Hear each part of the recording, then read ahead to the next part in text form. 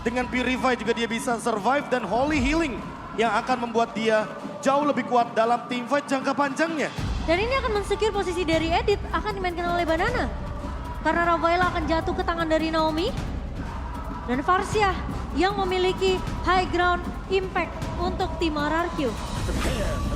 Dan sementara Akai Dan Uranus. kan diamankan oleh Super Kari Cat. sih kalau kayak gini. Iya, ini Ini karya karya dari banget yang sih. paling aman banget untuk RRQ. Melihat potensi dari dua hero frontliner yang bisa ditumbangkan dengan instan. Tapi kalau misalnya mau hindari sosok Aka ya Melissa. Melissa bagus, Cloud juga masih ada, tapi ya balik lagi. Cloud- Di sini bakal berat banget gamenya. Dua kali sudah dipick, belum ada kemenangan dari Cloud Skylar. Aku lebih merasa Kari di sini lebih efektif sih. Apalagi mereka juga punya Rafaela yang dimana sebenarnya coverisasi dari Naomi ini harusnya udah mulai bisa di-build semenjak mungkin early moment ya. Atau bermain dengan jarak, Leslie mungkin, tapi Brody yang paling aman. Dan dari awal kita udah sempat mention, Brody paling nyaman bersama dengan Rafaela. Team fight-nya bagus dan tidak melupakan bagaimana efek dari Torn Apart Memory yang jaraknya pun tidak kalah dengan Bruno. Sehingga inilah dia draft game yang ketiga dengan draft index yang sangat terlihat dari segi ofensif RRQ akan lebih menabrak di early game. 2 menit awal, Turtle yang pertama akan menjadi acuan. Snowballing atau terguling.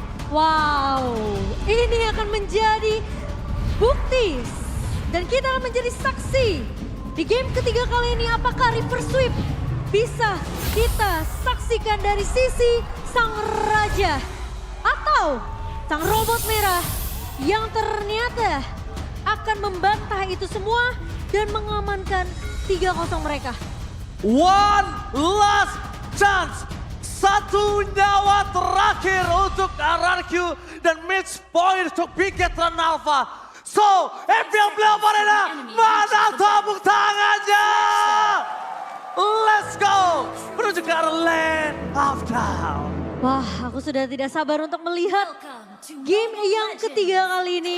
Karena ini akan menjadi penentu titik yang akan kita saksikan. Apakah menjadi titik terendah atau titik tertinggi? Bounce back yang dicari oleh RRQ saat ini. Melihat bagaimana keadaan mereka yang lagi under pressure. 2-0 pun sudah ada di tangan dari Bigetron Alpha. Serta rotasi yang mulai tercipta. Pressure di area gold lane. Digi Bruno. Metode rank games yang sering kita saksikan.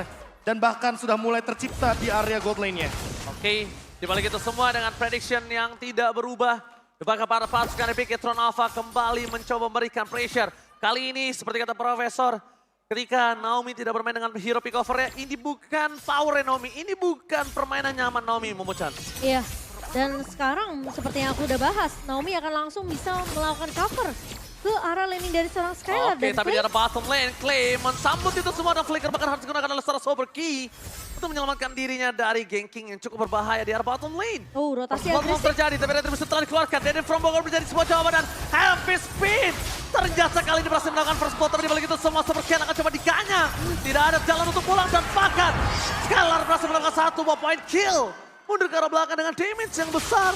Tapi mengeluarkan Flicker menjadi sebuah jawaban untuk Digi dan juga Bruno kalau mereka bisa memakan Skylar. Wah, apakah terlalu memaksakan untuk menumbangkan Clay tadi, Prof. KB? Wah, ini jatuhnya malah mematikan rotasi dari Clay dan membuat Clay benar-benar berada dalam under gold condition.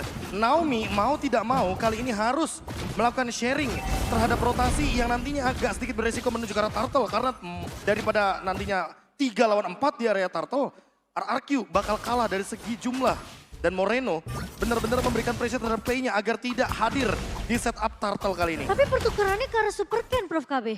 Gak masalah. Lagi dan lagi rotasi dipegang sama Farsia. Oke, nampaknya di depan sana. Langsung ada satu Retribution from Super Ken kembali. Tutup ke arah Persik, masih ada Puncher. Dan ternyata tidak ada jalan untuk pulang. Persik, where are you going? Nowhere to run. Dan bahkan kali ini Super Ken kembali membalaskan kematiannya di early round. Kita melihat Persik yang berhasil di-lock dengan adanya satu buah heavy spin. Bahkan Sive Waduh. mendapatkan full plating di area bawah. Ini di bawah menit yang ketiga dan hampir menghancurkan seluruh turret di area gold lane. Berhasil dilakukan, artinya nanti akan ada rotasi menuju ke arah XP lane dengan plating yang sama. Super Sorizo bisa saja langsung hadir di area bottom lane. Dan bahkan di depan sana Super Sorizo akan membuat pergerakan yang sangat berat untuk Versik bisa mundur ke arah belakang. Zoning out, distraksi, pengalihan semua yang diberikan dan bahkan untuk menumbangkan Super Sorizo. Dia membutuhkan banyak banget power. Lihat sampai saat ini Versik yang bahkan kewalahan. Dan dia berhasil mendapatkan retribution. Tapi dia tidak akan cukup untuk bisa bertahan dari Super Sorizo karena onward-nya gak berhasil. Didapatkan banana, kepentok tembok. Kalau tadi onward-nya berhasil, ternyata bukan kepentok tembok tapi purify. Ya. In the right time. Diaktifkan di momen yang tepat dengan kali ini gerakan dari Shiva yang sudah sangat-sangat bold akan bergerak ke arah top lane. Time Journey save the day. Membuat seorang Super Ken kali ini mundur ke arah belakang dan bahkan berhasil kabur. Tidak dapetin satu point kill, tapi Purple Buff selamat. Meskipun begitu dia mengeluarkan Time Journey. Itu adalah sebuah hal yang harus dilakukan Super Ki, mau tidak mau. Mau tidak mau daripada nanti dia harus kehilangan lagi Super Ken untuk kedua kalinya. Iya. Dan malah membuat snowballing effect bagi Versik. Lihat lagi dan lagi di area mid lane. Clay mau tidak mau harus mengeluarkan flickernya hanya untuk bertahan hidup. Dan Super Ken hanya memberikan pressure, memakan gold shield turret sehingga 1.500 gold di early game bukanlah hal yang mustahil bagi Bigetron Alpha. Tapi pressure yang dibawakan sama Bigetron Alpha ini ngebuat Versik udah mulai ketinggalan dari segi level. Iya itu jelas banget dari segi level, dari segi bagaimana farming di early gamenya. Dan jangan lupakan Skylar yang sendirian. Flicker. Gila. 3 orang standby on position.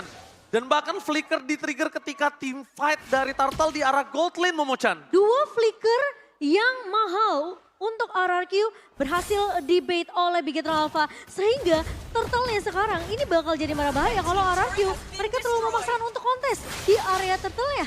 Dan ini dia, sebuah rotasi di area XP lane yang sudah ditumbangkan juga 2 platingan full bagi Shiva. Diamankan begitu saja di early game kali ini. Dengan pressure seperti ini Skylar benar-benar kesulitan tidak bisa melakukan farming dimanapun. Super Ken, apakah dia bakal jump in? Oh, nggak bisa. Dia nggak bakal bisa dapetin karena terlalu banyak perimeter tembok yang dimiliki oleh para pasukan dari RRQ. Meanwhile di balik sana Banana dipoki damage oleh Super Sorizo. Benar-benar nyaman. Lihat head to head yang sangat berat untuk di arah gold lane. Kali ini membuat suara Skylar harus mundur ke arah belakang. Tidak bisa catch up, tidak bisa mengimbangi Sive. Zoning out terlalu banyak untuk seorang Skylar dan bahkan audience prediction. Mereka membuat Bigetron mendapatkan 41%. Dan bahkan di depan sana Super Ken dapatin satu Purple Buff para pasukan dari RRQ. Mereka nge-team fight dengan sangat besar. Dapat satu point kill. No passing for this time. Time Journey save the day. Oh my god, ini bencana. 3 turret selama 5 menit game berjalan sudah bisa dikantongi oleh Bigetron. Dan bahkan mereka mendapatkan keunggulan dari segi network sebanyak 3.100 B. Dan Bayangkan 2 platingan Cimomo, 3.000 bukanlah hal yang mustahil.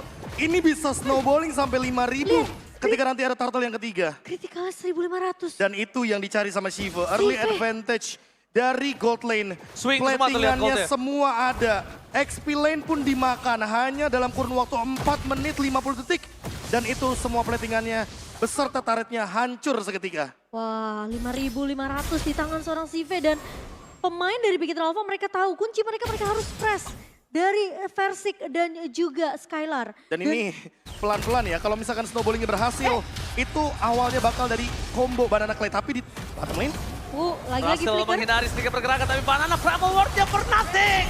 Damage-nya sangat besar dari seorang CV, gak bisa dibendung begitu saja. Super Moreno memukul mundur para pasukan dari RRQ. Dapat memory, berhasil mendapatkan Super Key. Tapi it's not worth it itu kadang-kadang sosok dari seorang Banana. Yap, dan bahkan Sorizo juga udah mulai datang untuk mengganggu invasi ke area jungle dari tim RRQ. Sementara Bigetron Alpha, mereka cukup dengan metode pick off satu persatu aja, Be. ya satu persatu mulai dari Banana. Karena balik lagi, ini bukan Naomi yang bakal buat setupnya, tapi Banana. Betul. Dengan editnya, dengan onwardnya. Dan jangan lupakan bahwa Super Key tidak memicu sama sekali time journey-nya. Masih disimpan. Kayak tujuannya untuk Shiva. Menurut aku Banana flickernya penting banget sih. Dia harus bikin satu momentum dengan dia flicker dan juga onward bersama Shatter. Dan Skylar, Buset ditempel habis satu buah Vader S-Rank mencoba untuk membuat damage tambahan tapi lihat Purify Gaming.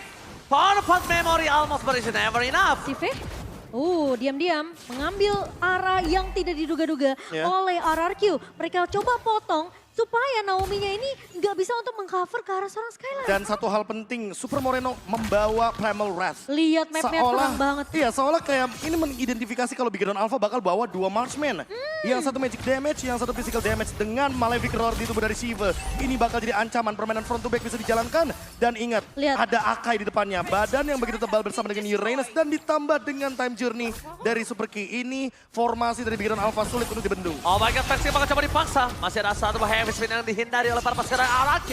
Mundur ke arah belakang, mereka tidak mau tim fight yang lebih lanjut. Tapi di menit yang ke-8, mereka di kandang di dalam kastil mereka sendiri. Iya, 6 turret sudah dikantongi oleh Bigetron Alpha. Dan sekarang invasi jungle-nya akan semakin bebas lagi. Map-nya terang banget berkat adanya time bomb yang diberikan oleh Super Key. Tapi kalau kita lihat, ternyata kita akan dihentikan sejenak. Oke, menanti pause yang sedang terjadi kali ini. Dengan ketegangan intensitas team fight yang ada di game yang ketiga. Bahkan sepertinya seolah-olah kita berada dalam game yang bisa didapatkan oleh siapapun. Oke, game yang bisa didapatkan oleh siapapun.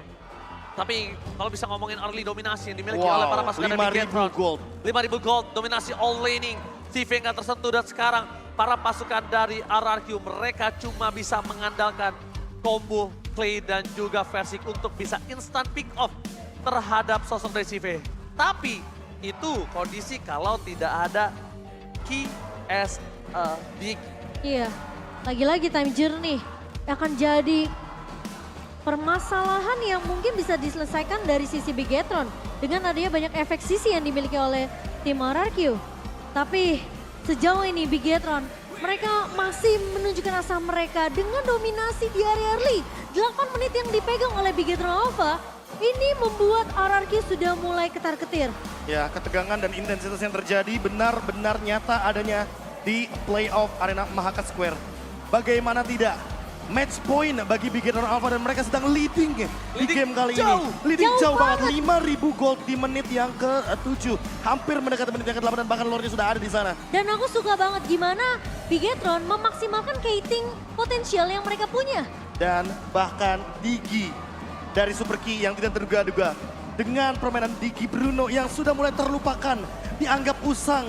Di rank game juga sudah mulai jarang tercipta.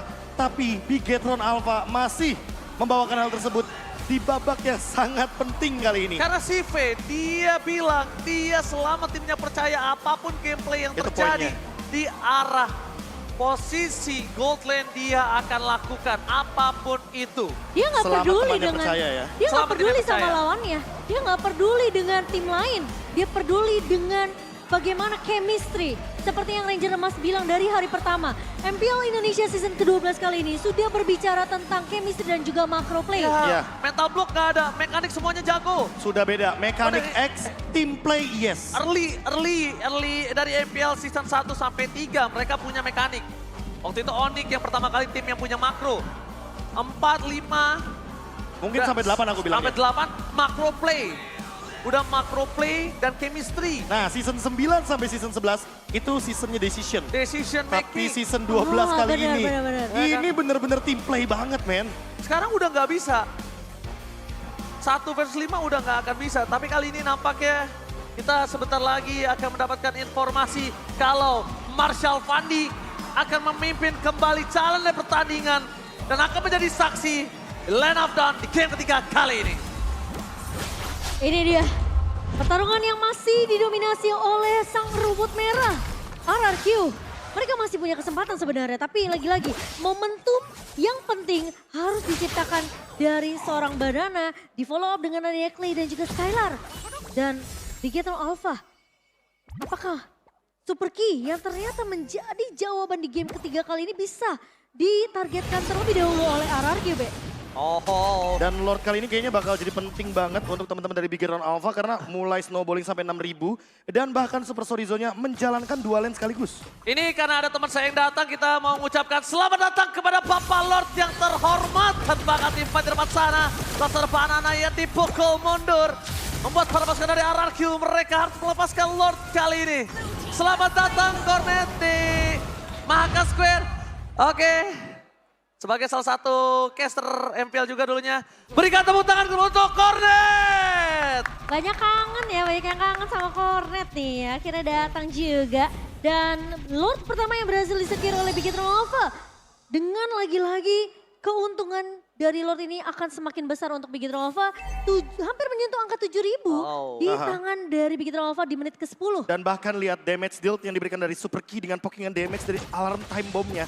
Hampir membuka semua map yang ada. Itu yang aku bilang. Dan Wind of Nature-nya juga ready dari Shiva. Ini bakal jadi satu push yang berbahaya sehingga membuat RRQ perlu menjaga posisi mereka. Jangan sampai ada yang terpick off. Feather Aster telah dikeluarkan. Ingat tetesannya itu punya batas. Menuju ke arah mid lane, fokus ke arah belakang, berhasil mendapatkan banana, flicker ke arah belakang. Best turretnya terpecah, tapi para pasukan dari RRQ masih ada time journey yang tidak bisa ditembus sama sekali. Lihat yang bisa diberikan dari Sive, terlalu sakit. Dan bahkan best turret akhirnya berhasil diselamatkan. Tapi dibalik itu semua, hantaman yang terlalu keras ternyata diberikan oleh RRQ. Dengan 7.000 gold difference mereka masih punya asa, tapi versi gak boleh dive in terlalu dalam. Wow. Dia bisa hilang instant pick up bisa terjadi. Apalagi masih ada poke damage dari Super Key dengan alarm bomb ya. Dengan time bomb yang begitu berbahaya karena kita sudah melihat Versik hampir saja melakukan satu tindakan yang cukup membahayakan dirinya. Iya, Tapi 800 Super Ken magic damage barusan ya. Dan Super Ken sendirian sepertinya masih terlalu jauh dari backupnya. Namun perlu diperhatikan juga RRQ dalam loose condition. Beda 7.200 gold. Dan area jungle adalah area yang berbahaya bagi RRQ. Sekali aja mereka terjebak di sana ada heavy spin. Tapi Big Hit Nova ini ya suka menjadi tim yang terlalu mengambil resiko, Bes. Seperti ini mungkin. Mereka berani sekali. Mereka paksa best turretnya tapi Sorizo tertinggal. Dapat memorinya tidak terlalu bisa memberikan impact karena lihat masih ada Purify Gaming di tangan Sorizo. Banana baru silang. Oh my god, mereka harus melakukan defensif terhadap 5 orang dengan hanya 4 orang tersisa. Dan di arah bottom lane mereka ada wave yang mendorong. Ini bukan hal yang baik untuk para pasukan RRQ. Ini kalau kita mempertanyakan dari Big Hit Nova, mereka yang terlalu mengambil resiko untuk menghancurkan turret base di area mid, RRQ juga melakukan hal yang sama. Dan kehilangan banana kali ini, sementara laning di area bawah akan coba dipush oleh Big Hit Nova. Tapi Sorizo terlalu depan, ingat Skylar, ini bisa menandakan 4 stack marknya loh. Dan damage dari seorang Skylar dengan top up memory tentunya bisa aja menumbangkan seorang Sorizo. Tapi satu hal yang cukup menakutkan adalah kalau mereka dipaksa keluar dari kastilnya. Kalau mereka dipaksa keluar dan bertempur di area Pit Lord yang sedangkan Pikitron punya 8.000 gold, Profesor. Ya, ini adalah sebuah perbedaan gold yang sangat signifikan. By level juga di sini versi ketinggalan satu level sama Super Ken.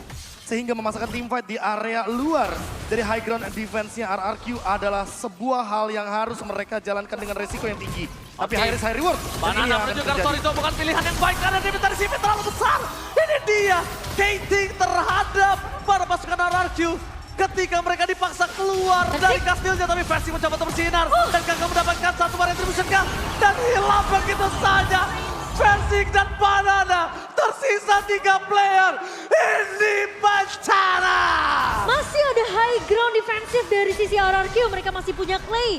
Tapi ingat, sekarang sudah tidak ada turret di base di area mid. Dan Skylar, apakah waktunya sudah cukup? Power Spikes apakah sudah didapatkan oleh seorang Skylar? Sekarang Sorizo sudah mulai masuk ke area lini base dari RRQ. Top base turret akan menjadi pilihan utama. Para pasukan dari RRQ mereka porak-porak dan masih ada Feather Aster yang tandanya Feather Aster tidak akan ada ketika Lord yang sampai menuju ke arah base turret dari RRQ. Ini RRQ mencoba untuk mempertahankan dirinya dengan 5 player yang tersisa. Kali ini dengan gold yang terlalu jauh. Mereka harus mempertahankan Enhance, Lord, dan base mereka terbuka dengan sangat bebas.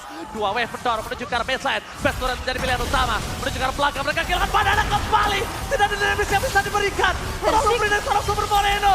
Dan bahkan para pasukan dari Big Hit Nova. Mereka mempertahankan 3 player dan The King has fallen. Sejarah yang tidak diinginkan RRQ telah terukir. Sang robot merah menghancurkan kerajaan yang sudah berdiri kokoh selama berseason-season. Tidak pernah terbayangkan RRQ tidak hadir di M-Series. Finn, the all-timer M-Series player, masih memiliki kesempatan untuk berlaga di M-Series dan bahkan mengubur mimpi sang raja dari segala raja. Once again, the King has fallen. Tron Alpha, sang robot merah, membuktikan keperkasaannya dan bahkan membuat the all-timer individual player M Series Finn masih memiliki kesempatan berjuang di M Series. Kemenangan mutlak 3-0 Bigetron Alpha.